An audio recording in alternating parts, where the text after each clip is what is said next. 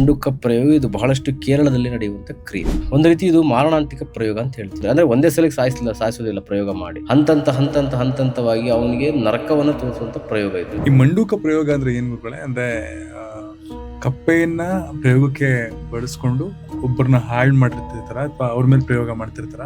ಒಂದು ರೀತಿ ಇದು ಮಾರಣಾಂತಿಕ ಪ್ರಯೋಗ ಅಂತ ಹೇಳ್ತೀವಿ ನಾವು. ಮಂಡುಕ ಪ್ರಯೋಗ ಇದು ಬಹಳಷ್ಟು ಕೇರಳದಲ್ಲಿ ನಡೆಯುವಂತ ಕ್ರಿಯೆ.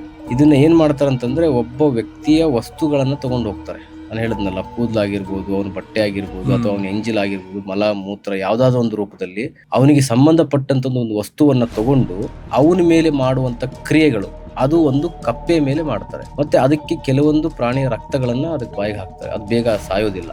ಕಪ್ಪೆಗೆ ಅದ ರಕ್ತಗಳನ್ನ ಹಾಕಿ ಅದನ್ನ ನರಳಿಸ್ತಾರೆ. ಕೈಕಾಲುಗಳನ್ನ ಕಟ್ಟಿ ಪ್ರಯೋಗಗಳನ್ನ ಮಾಡ್ತಾರೆ. ಇವನ ಹೆಸರಿನ ಮೇಲೆ ಅದು ಪ್ರಯೋಗ ಮಾಡಿದಾಗ ಅದು ಇಂತಿಷ್ಟೇ. ಈಗ ಕಪ್ಪೆ ನಿಮಗೆ 6 ತಿಂಗಳು ಭೂಮಿ ಮೇಲೆ ಇರುತ್ತೆ, 6 ತಿಂಗಳು ನೆಲದೊಳಗಡೆ ಇರ್ತದೆ. ಅರ್ಥ ಆಯ್ತಲ್ಲ? ಅದು ಹೇಗೆ ಎಷ್ಟು ದಿವಸ ಉಳಿದಿರುತ್ತಲ್ಲ ಒಳಗಡೆ ಹೋಗಿ ಭೂಮಿ ಒಳಗಡೆ ಬಿಟ್ಟಾಗ ಅಷ್ಟು ದಿನಗಳ ಕಾಲ ಈ ವ್ಯಕ್ತಿ ನರಳತಾ ಹೋಗ್ತಾನೆ. ಅದು ಹೇಗೆ ನರಳುತ್ತೆ ಅಂದ್ರೆ, ಕೈಕಾಲು ಸಣ್ಣ ಆಗುವಂಥದ್ದು, ಹೊಟ್ಟೆ ಊದ್ಕೊಳ್ಳುವಂಥದ್ದು, ಕಪ್ಪು ಮುಖ ಎಲ್ಲ ಕಪ್ಪಾಗೋದು, ದೇಹ ಎಲ್ಲ ಕಪ್ಪಾಗೋದು, ತಲೆ ಕೂದಲೆಲ್ಲ ಉದುರುದು, ವಿಕೃತವಾಗಿ ಇರುವಂತದ್ದು. ಇವಾಗ ಚೆನ್ನಾಗಿ ಹೌದೌದು. ಅದ್ರಲ್ಲಿ ಏನೇನ್ ಬದಲಾವಣೆ ಆಗ್ತಾ ಇರುತ್ತಲ್ಲ, ಅದು ಈ ವ್ಯಕ್ತಿ ಮೇಲೆ ಬದಲಾವಣೆ ಆಗ್ತಾ ಇರುತ್ತೆ. ಈಗ ಮಲಗಿದಾಗ ಅವನಿಗೆ ನಿದ್ರೆಯಲ್ಲಿ ಏನ್ ಆಗ್ತದೆ ಅಂತಾನೆ ಗೊತ್ತಾಗೋದಿಲ್ಲ.